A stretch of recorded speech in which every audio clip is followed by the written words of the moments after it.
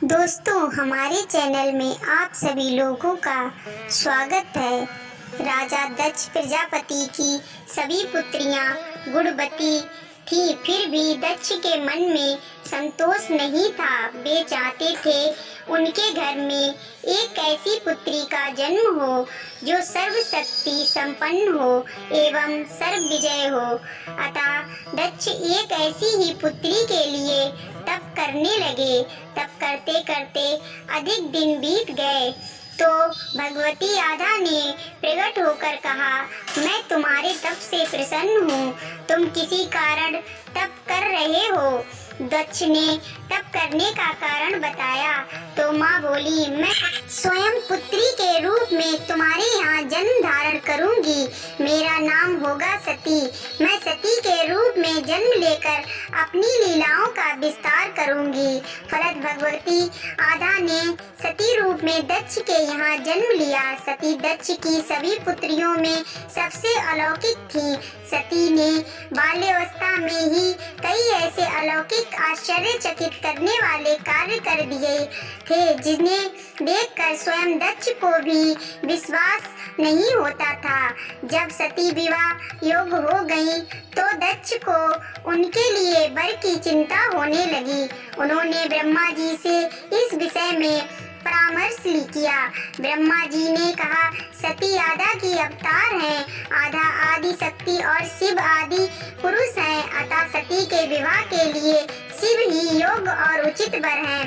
दक्ष ने ब्रह्मा जी की बात मानकर सती का विवाह भगवान शिव के साथ कर दिया। सती कैलाश में जाकर भगवान शिव के साथ रहने लगी। भगवान शिव ने दक्ष के दामाद थे, किंतु किसी वजह से दक्ष के हृदय में भगवान शिव के प्रति वैर और विरोध भाव पैदा हो गया। एक बार देवलोक में ब्रह्मा ने धर्म के निरूपण के लिए एक सभा का आयोजन किया था। सभी बड़े बड़े देवता सभा में एकत्र हुए। भगवान शिव भी इस सभा में बैठे थे। सभा मंडल में दक्ष का आगमन हुआ। दक्ष ने आगमन पर सभी देवता उठकर खड़े हो गए, पर भगवान शिव खड़े नहीं हुए। उन्होंने दक्ष को प्रणाम भी नहीं किया। फलत दक्ष ने अपमान का अनुभव किया। केवल यही नहीं, उनके हृदय में भगवान शिव के प्रति ईर्ष्या की आग जल उठी। वे उनसे बदला लेने के लिए समय और अवसर की प्रतीक्षा करने लगे। एक बार सती और शिव कैलाश पर्वत पर बैठे हुए परामर्श वार्तालाप कर रहे थे। उसी समय आकाश मार्ग से कई विमान कनखल की ओर जाते हुए दिखाई पड़े। सती ने उन विमानों को देखकर भगवान शिव से पूछा, प्रभु, ये सभी विमान किसके हैं और कहाँ जा रहे हैं? भगवान शंकर ने उत्तर दिया, आपके पिता ने बड़े यज्ञ का आयोजन किया है। समस्त देवता और देवगण इन विमानों में बैठकर उसी यज्ञ में सम्मिलित होने के लिए जा रहे हैं। इस पर सती ने दूसरा प्रश्न किया, क्या मेरे पिता ने आपको यज्ञ में सम्मिलित होने के लिए नहीं बुलाया है? भगवान शंकर ने उत्तर दिया, आपके पिता मुझसे बैर रखते हैं, फिर वे मुझे क्यों बुलाने लगे? सती मन ही मन सोचने लगी। फिर बोली, यज्ञ के इस अवसर पर अवश्य मेरी सभी बहनें आएंगी। उनसे मिलने हुए बहुत दिन हो गए हैं। यदि आपकी अनुमति हो तो मैं भी अपने पिता के घर जाना चाहती हूँ। यज्ञ में सम्मिलित हो लूंगी और बहनों से भी मिलने का अवसर मिलेगा। भगवान शिव ने उत्तर दिया, इस समय वहां जाना उचित नहीं होगा। आपके पिता मुझसे बैर रखते हैं। हो सकता है वे आपको भी अपमान करें। बिना बुलाए किसी के घर जाना उचित नहीं होता है। इस पर सती ने प्रश्न किया, ऐसा क्यों? भगवान शिव ने उत्तर दिया, विवाहिता लड़की को बिना बुलाए पिता के घर नहीं जाना चाहिए, क्योंकि विवाह होता है, हो जाने पर लड़की अपने पति की ही हो जाती है। पिता के घर से उसका संबंध टूट जाता है, लेकिन सती पीहर जाने के लिए हट करती रही, अपनी बात बार बार कहती रही। रात हो रही थी। उनकी इच्छा देखकर भगवान शिव ने पीहर जाने की अनुमति दे दी। उनके साथ अपना एक गढ़ भी साथ में भेज दिया। उस गढ़ का नाम वीरभद्र था। सती वीरभद्र के साथ अपने पिता के घर गई। घर में सती से किसी ने भी प्रेम पूर्वक वार्तालाप नहीं किया। दक्ष ने उन्हें देखकर कहा, तुम क्यों यहाँ मेरा अपमान करने आई हो? अपनी बहनों को तो देखो, वे किस प्रकार भांति भांति के अलंकारों और सुंदर वस्त्रों से सुसज्जित हैं। तुम्हारे शरीर पर मात्र बाघवर है। तुम्हारा पति शमशानवासी और भूतों का नायक है। वह तुम्हें बागंबर छोड़कर और पहना ही क्या सकता है। दक्ष के कथन से सती के हृदय में पश्चाताप का सागर उमड़ पड़ा।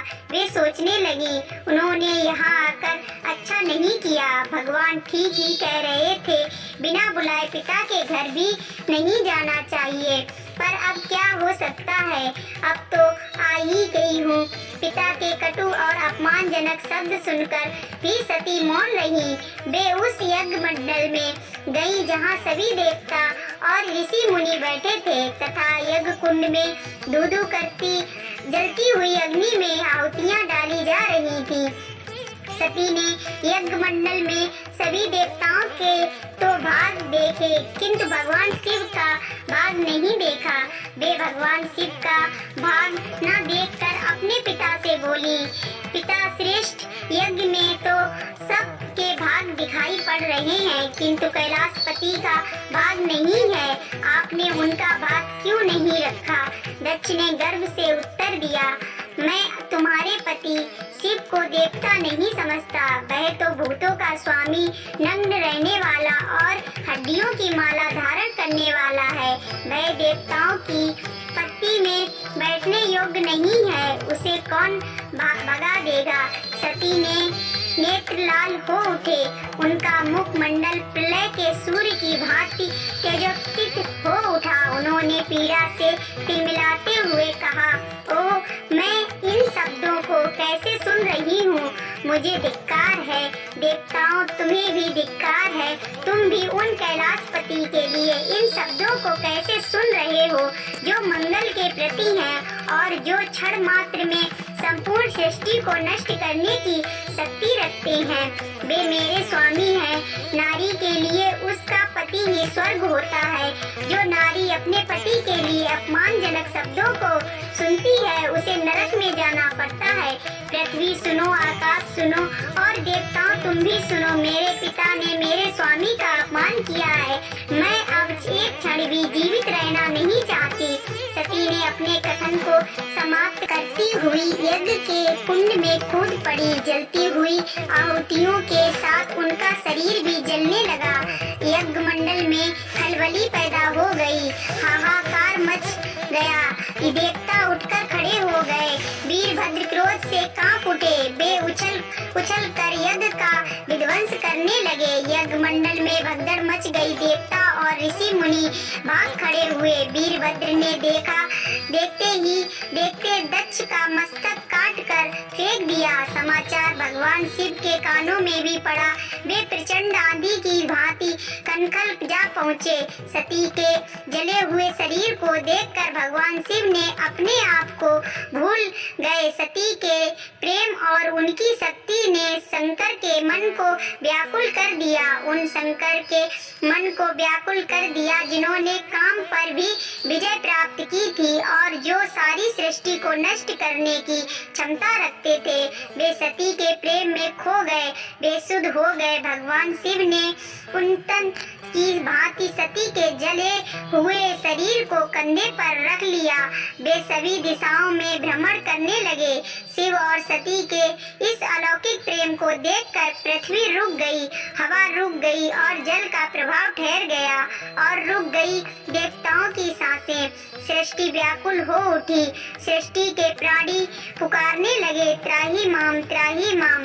भयानक संकट उपस्थिति देखकर सृष्टि के पालक भगवान विष्णु आगे बढ़े। वे भगवान शिव की बेसुधी में अपने चक्र से सती के एक एक कर अंग को काट काट कर गिराने लगे। धरती पर 51 स्थानों में सती के अंग कट कर गिरे। जब सती के सारे अंग कट कर गिर गए तो भगवान शिव पुनः अपने आप में आए। जब वे अपने आप में आए तो पुनः सृष्टि के सारे कार्य चलने लगे।